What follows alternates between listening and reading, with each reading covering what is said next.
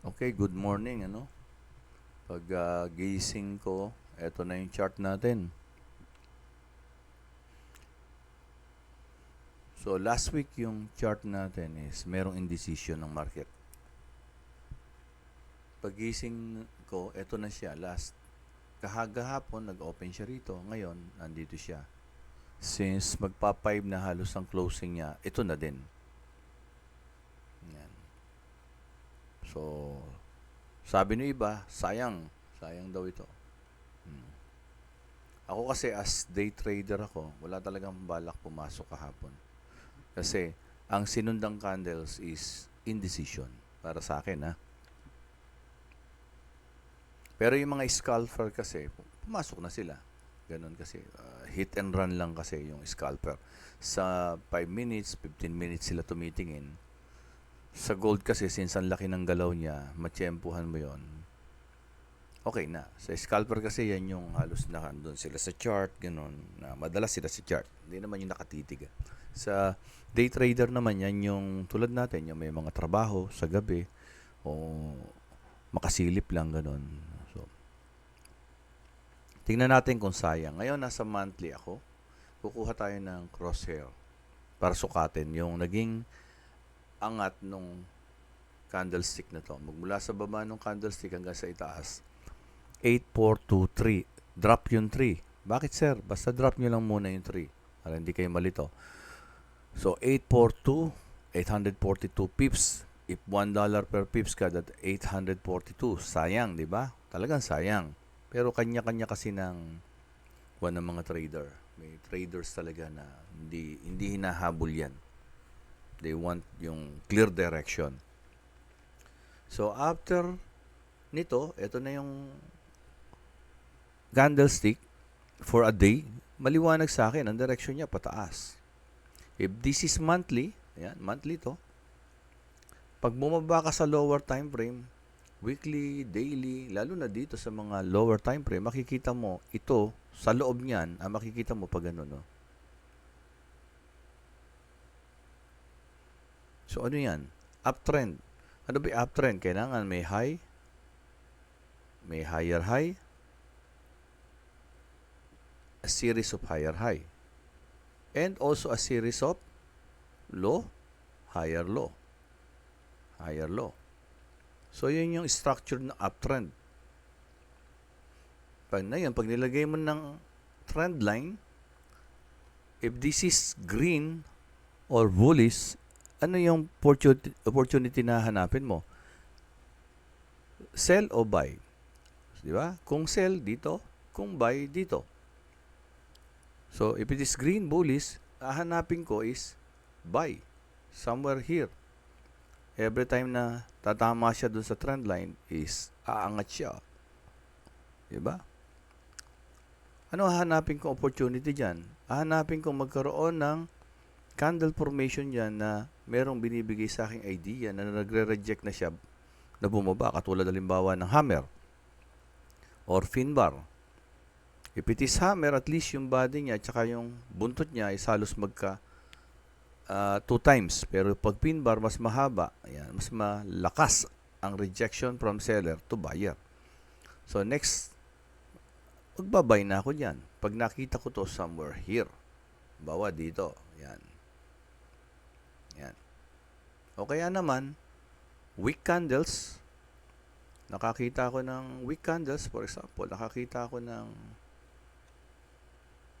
weak candles na, yon, yung ganon. Tapos biglang may ganyan. Bullish engulfing. O kaya naman may katawan. Tapos may engulfing. Doon. Or, nakakita ko halimbawa ng series of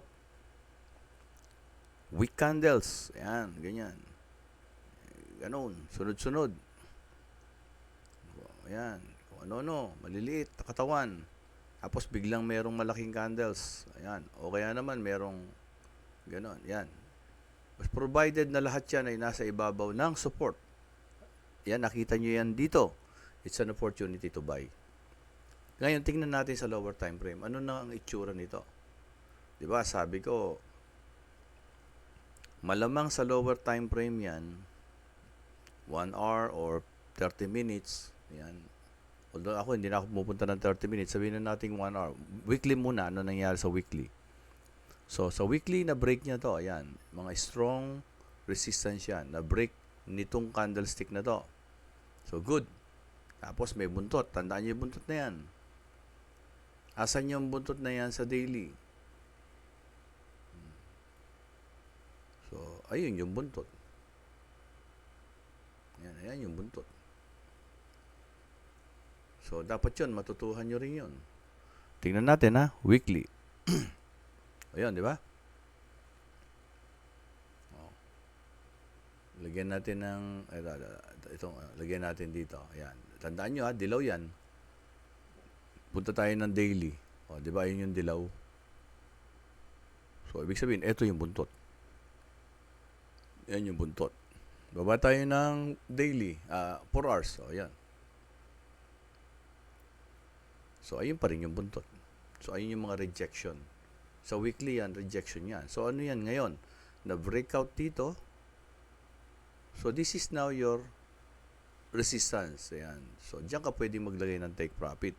Mapapansin nyo, ay, take profit ko. Ito yung resistance. Diba? Na-break, naging support. Again, na-break, naging support. So, ayun ngayon yung stop loss ko. Below that, resistance na naging support.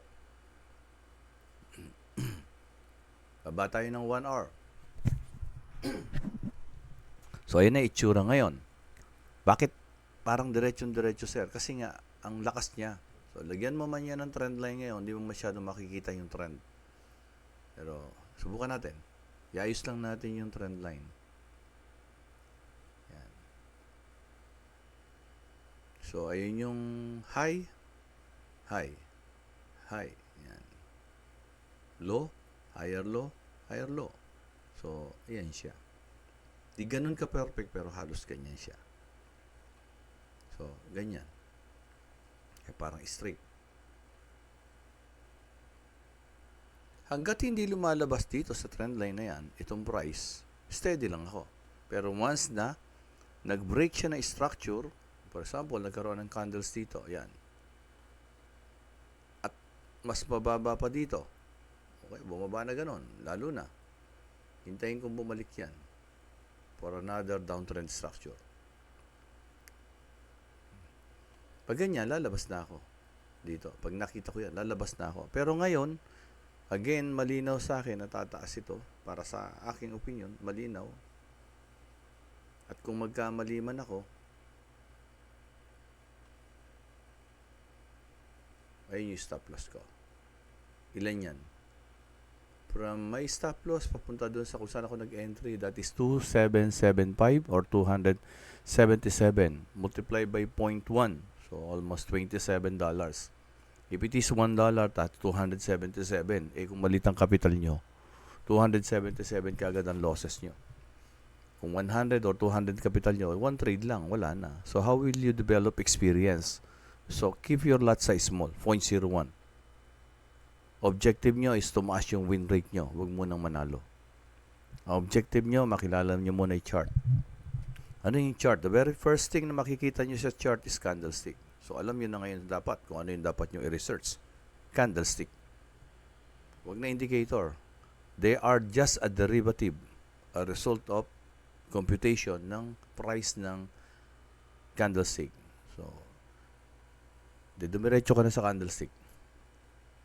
Once na nakabisado mo yung psychology ng candlestick, tataas yung winning rate mo.